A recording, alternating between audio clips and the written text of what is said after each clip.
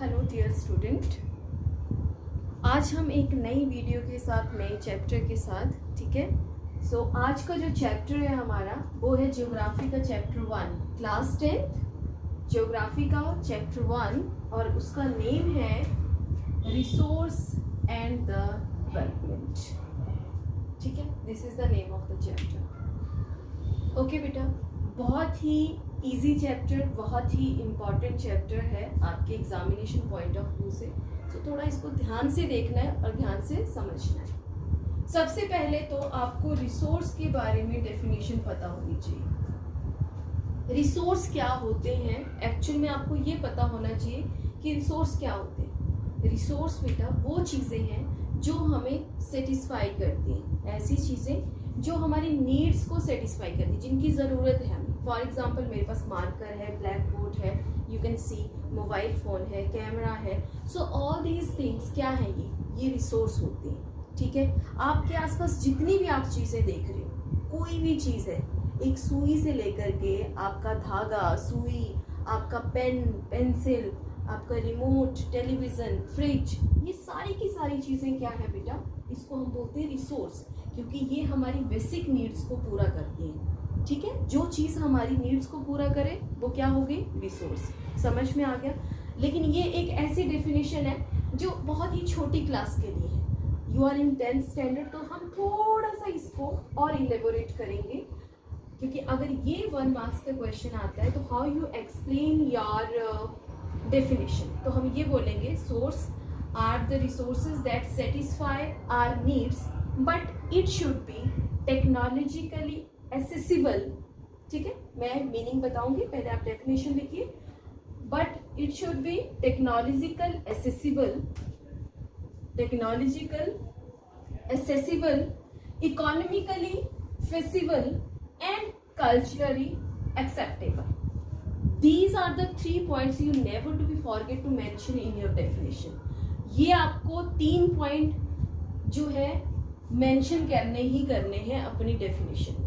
ठीक है, अब आपको मैं बताती हूँ मीनिंग। इसका मीनिंग क्या है, देखो बेटा, रिसोर्स जो होते हैं आपको पता चल गया वो हमारी बेसिक नीड्स को पूरा करते हैं, लेकिन वो टेक्नोलॉजिकली एक्सेसिबल होनी चाहिए। टेक्नोलॉजी का मतलब है अगर मुझे यहाँ पे पता चला कि यहाँ पे जो है वो हमारा रिसोर्स है, ठीक है, तो यहाँ पे रिसोर्स हमारा है, तो उसको फाइंड आउट करने के लिए मैं टेक्नोलॉजी लगाऊंगी।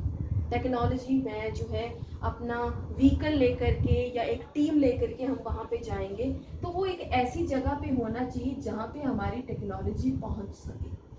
अगर वो बहुत बड़े बड़े पहाड़ों पे है या ऐसी जगह पे है जहाँ पे हम नहीं जा सकते हैं, तो हमारी टेक्नोलॉजी वहाँ पे एक्सेसिबल नहीं है, तो वो एक रिसोर्स नहीं होगा हमारे लिए। क्यों? क्योंकि वो टेक्नोलॉजिकली एक्सेसिबल है ही नहीं, वहाँ पे टेक्नोलॉजी पहुँच ही नहीं पाएगी, हम उसे निकाल ही नहीं पाएंगे और उसे यूज़ भी नहीं कर पाएंगे। तो ऐसा रिसोर्स जो टेक्नोलॉजिकली एक्सेसिबल होना चाहिए, जहाँ तक हम पहुँच सकें उसे निकाल सकें। क्लियर? टेक्नोलॉजिकल एक्सेसिबल का मतलब टेक्नोलॉजिकल, जो टेक्नोलॉजी है, जो मशीन्स है, जो हम वहाँ तक पहुँच सके, ऐसी जगह पे होना चाहिए जहाँ पे हम पहुँच सके, उसे बाहर निकाल सके। क्लियर? उसके बाद बोलते हैं इकोनॉमिकली फिजिबल। इकोनॉमिकली फिजिबल का मतलब है ये रिसोर्स है, तो यहाँ पे जो है ऐसा तो नहीं है कि आपको रिसोर्स दिखा और आप गए और उसे निकाल लिया। निकालने के लिए आपको पैसा भी तो लगाना पड़ेगा।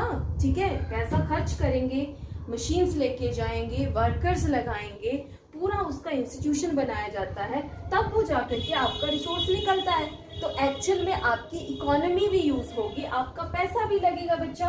तो इकोनॉमिकली फेसिबल का मतलब है कि जहाँ पे हम उस पे अगर इकोनॉमी लगाएं, अगर मैं पैसा उस पे निकालने के लिए लगाती हूँ, तो जितना मैं पैसा लगा रही हूँ उससे ज्यादा मुझे गेन होना चाहिए। ठीक है, ऐसा नहीं है कि पैसा आपने बहुत सारा लगा दिया बिना देखे ही रिसोर्स को कि उसकी कितनी क्वांटिटी है अंदर, आपने क्या किया, गए वहां पे और वहां पे जाकर के पैसा ज्यादा लगा दिया, और जब उसे बाहर निकाला गया तो वो तो आपका जितना पैसा लगा है उससे कम कीमत का आपको लॉस हो गया। तो वो इकोनॉमिकली फेसिबल नहीं हुआ, वो रिसोर्स भी हमारा किसी काम का नहीं हुआ अगर वो वहाँ पे हमारी इकोनॉमी जो है वहाँ पे हमें कोई जो है वो फायदा ही नहीं हो रहा है, हमारा नुकसान हो रहा है, तो उसको बोलते हैं कि वो चीज़ जो है वो हमारे फायदे की नहीं है, तो फिर वो रिसोर्स नहीं हुआ। इसलिए वो इकोनॉमिकली भी फिजिबल होना चाहिए। मतलब अगर हम उस पर इकोनॉमी लगा रहे हैं, हम पैसा लगाएंगे तभी उसको बाहर निकालेंगे अपने रिसोर्स को, और वो रिसोर्स जब बाहर निकले तो हमारे लिए फायदेमंद हो। ठीक है। तीसरा है very important, culturally acceptable. Culturally acceptable का मतलब है ऐसे रिसोर्स जिसको पूरा आपका समाज, पूरा देश एक्सेप्ट करता है। ठीक है। अब वाटर एक रिसोर्स है, आपको पता है कि वाटर एक रिसोर्स है, बहुत इंपॉर्टेंट रिसोर्स है, उसके बिना हम जो है वो लाइफ जिंदा नहीं रह सकते। ठीक है। जीने के लिए पानी तो चाहिए, है ना। लेकिन अगर यही पानी जो है वो सुनामी बन के आए और आपके जो है वो पूरे का पूरा जो है डिस्ट्रक्शन कर दे, तो वो एक रिसोर्स नहीं होगा, वो कोई भी उसको एज अ रिसोर्स एक्सेप्ट नहीं करेगा। दूसरा एक और एग्जांपल, कल्चरली एक्सेप्टेबल का मतलब है ये मेरा रिसोर्स है और ये रिसोर्स जो है वो कहीं ऐसी जगह पे आ रहा है जहाँ पे ऑलरेडी या तो मंदिर है आपका, या मस्जिद है, या गुरुद्वारा है, या कोई भी धार्मिक प्लेस है आपका, तो उसको कोई भी पर्सन जो है वो आपको अलाउ नहीं करेगा कि हम उस मंदिर को या मस्जिद को गिराएं और वहाँ से जो है रिसोर्स को निकालें। तो कल्चरली एक्सेप्टेबल होना चाहिए, तभी वो हमारा रिसोर्स हो सकता है। अगर इन तीनों में से कोई भी चीज अगर उसको पूरा नहीं करती है तो वो हमारे रिसोर्स में नहीं आता है। सो डेफिनेशन क्लियर बेटा। डेफिनेशन जो है, डेफिनेशन के according resources are very important for us because they have to be satisfy our needs, but it should be technological accessible, economical feasible and culturally acceptable। ठीक है, तभी हम उसको resource की डेफिनेशन बोल सकते हैं। ठीक है। अब आते हैं हम नेक्स्ट पॉइंट पे, and the next point is independent relationship.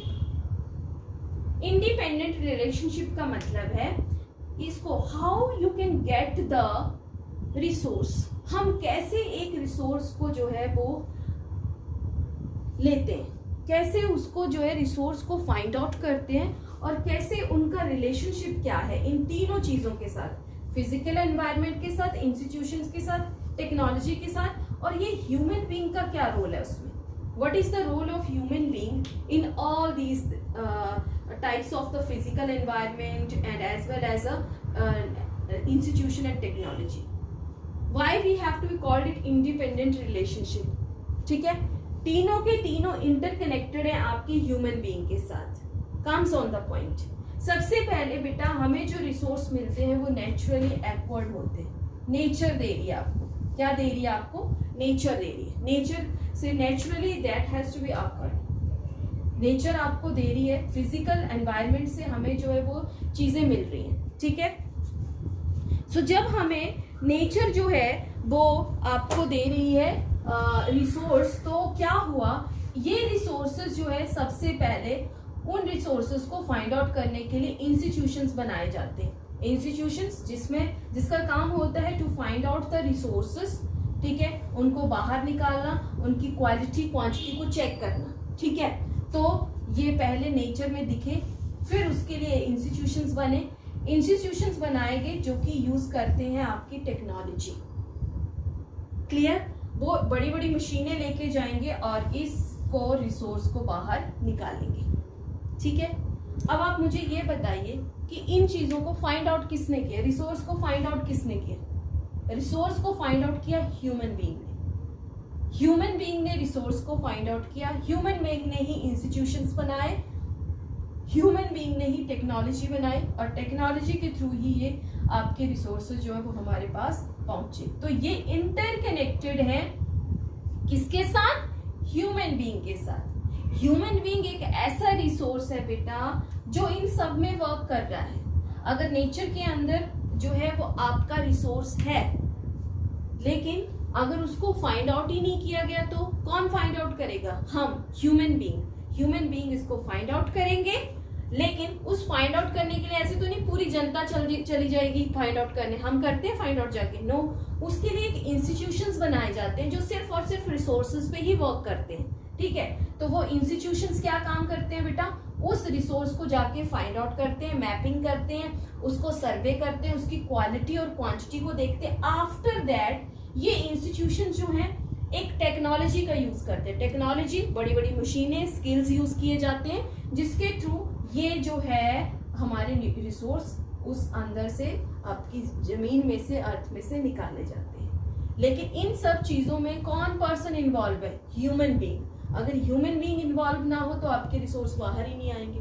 So human being is the main resource that has to be interconnected with all these institutions, all these nature institutions and technology। सब चीजों के invention human being ने ही किए हैं, किए कि नहीं किए। आज आप लैपटॉप पे काम कर रहे हैं, आप इंटरनेट यूज कर रहे हो, आप मोबाइल फोन यूज कर रहे हो, आप अपने घर में किचन में घुसते हैं, हम अपना जो है वो गैस स्टोव यूज करते हैं, हम प्रेशर कुकर यूज करते हैं, हम जो है वो रेफ्रिजरेटर यूज कर रहे हैं, कितनी सारी चीजें हम यूज कर रहे हैं। But who invented these things, किसने इन्वेंशन किया इन सब चीजों का, ह्यूमन बीइंग ने।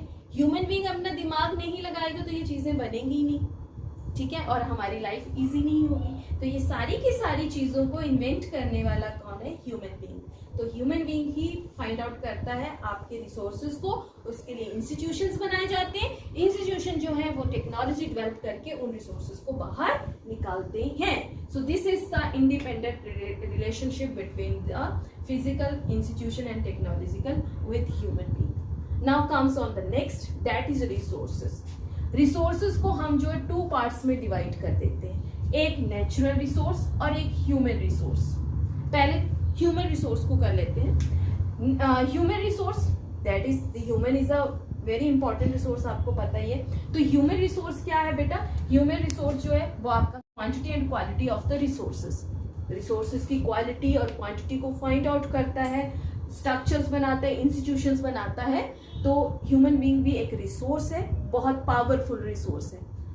दूसरी तरफ नेचर, जो नेचुरल हमारे रिसोर्सेज हैं वो कौन से हैं, जो नेचर से हमें मिलते हैं, एनवायरनमेंट से मिलते हैं, उनको हम 2 पार्ट्स में डिवाइड करते हैं। अब नेचुरल रिसोर्सेज को भी हम 2 पार्ट्स में डिवाइड कर रहे हैं। The first is renewable resources and the second is non renewable resources. Clear? पहले हम रीन्यूएबल रिसोर्सेज को ले लें। रीन्यूएबल रिसोर्सेज वो रिसोर्सेज होते हैं बेटा जो रीन्यू हो जाते हैं, रीन्यू, दोबारा से न्यू होना। It is a continuous process, एक कॉन्टिन्यूअस प्रोसेस है, जैसे आपका विंड और वाटर है, एक कॉन्टिन्यूअस साइकिल है जो घूमती है और आपकी चीजें आपको मिलती हैं। आपको हवा पानी है वो मिलता है, रोज मिलता है, ऐसा तो नहीं खत्म हो गया है, नहीं, रोज मिल रहा है। कभी हवा कम होगी, कभी ज्यादा होगी, कभी पानी आता है, कभी नहीं आता, लेकिन आता है, ठीक है, पानी मिल रहा है आपको। सो this is the continuous process जिसको हम रिन्यूएबल रिसोर्सेज में लेते हैं। दूसरा है हमारा बायोलॉजिकल।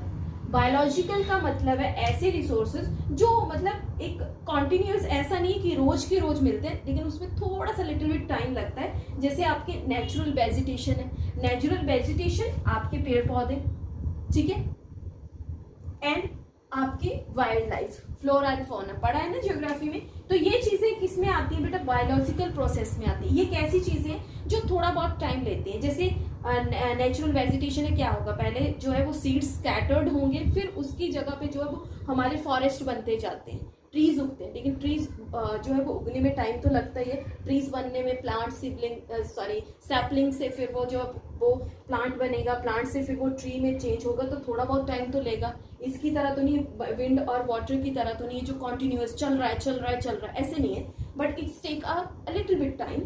तो ये हमारा नेचुरल वेजिटेशन होगी। Wild life same as happen कि आपके यंग वंस, जैसे आपके एनिमल्स को आपने देखा है तो वो क्या करते हैं, अपने यंग वंस को जो है वो जन्म देते हैं आगे। तो this is also the biological, इसको रिन्यूएबल रिसोर्सेज में हम गिनते हैं, ठीक है। तो रिन्यूएबल रिसोर्सेज को 2 पार्ट्स में डिवाइड किया, कॉन्टिन्यूअस में जिसमें विंड वाटर आ गया, बायोलॉजिकल जिसको हमने नेचुरल और वाइल्ड लाइफ में डिवाइड किया है। Now comes on the non renewable resources. नाम से ही पता चल रहा है ऐसे रिसोर्सेज जो रिन्यू नहीं होते, ठीक है, रिन्यू नहीं होते हैं। इनको जो है ऐसे रिसोर्सेज, इनको 2 टाइप्स में हम डिवाइड करते हैं, रिसाइकेबल और non recyclable resources. Recyclable resources जैसे आपके मेटल्स हैं, आपके बर्तन देखो, कभी आपने सुना होगा पुराने कुकर दे दो जाते रहते हैं। हम क्या करते हैं, हम उन चीज़ों को जो है वो मेटल की जो चीज़ें हैं उनको दे देते हैं। आपकी मदर दे देती होगी, जो पुराने कुकर हैं या ऐसी चीज़ें हैं जो हमारे किसी काम की नहीं है, हम उन्हें दे देते हैं। तो वो चीज़ें रिसाइकिल होकर के फिर से उनको जो पिघला करके और जो वो उनका नया रूप दे करके फिर नया जो वो कुकर बनाया जाता है, ठीक है। सो वो मेटल यूज हो जाती है, इसलिए उसको रिसाइकेबल मेटल बोला जाता है। जैसे आयरन ओर की जो चीजें हैं, आयरन की चीजें, वो भी जो है दोबारा से बनाई जाती है, रिसाइकिल हो जाती है। लेकिन कुछ एक ऐसे चीजें हैं जो रिसाइकिल नहीं होती, जैसे आपके फॉसिल फ्यूल हो गए। आपने गाड़ी में डीजल डाला, सुबह उसको ड्राइव किया, शाम तक वो खत्म हो गया, क्या वो डीजल जो है रिसाइकिल होगा? नो, वो चीजें रिसाइकिल नहीं होती है बच्चा। जो एक बार खत्म हो गया वो खत्म। कोल जला लिया आपने, एक बार जला लिया कोयला, वो खत्म हो गया, फिर आपको दोबारा जलाने के लिए खरीदना पड़ेगा, ठीक है। तो ये होते हैं फॉसिल फ्यूल। और ये दोनों चीजें जो आपके मेटल्स हैं, फॉसिल फ्यूल्स हैं, इनको बनने में लाखों करोड़ों साल लग जाते हैं। It's take a lot of time, इसलिए हम उसको रिन्यूएबल रिसोर्सेज बोलते हैं। और रिन्यूएबल रिसोर्सेज को तभी हम बोलते हैं बड़े सोच समझ के यूज करना चाहिए, क्योंकि ये चीजें बनने में काफी टाइम लगा देती हैं। और अगर हम इसी प्रोसेस में यूज करते रहे तो वो टाइम दूर नहीं है कि वो खत्म हो जाएगी फिर, ठीक है। So these are the non renewable resources. So this is the first little bit chapter का एक टॉपिक मैंने लिया है, only the definition of resources, relationship, independent relationship of the resources with human being and the types of the resources, natural and human being. So I hope कि आपको समझ में आया होगा बेटा। अब इसी से रिलेटेड जो 1 मार्क्स की क्वेश्चन है वो भी हम एंड ऑफ द जब एंड की वीडियो होगी तो उसमें डालूंगी, जब हमारा चैप्टर खत्म होगा। इसको इसी तरह से रिवाइज करना है और हर पार्ट को जो है वो स्टडी करो। You have to be clear every doubt, सब कुछ क्लियर हो जाएगा जो चैप्टर से related. Thank you so much for watching.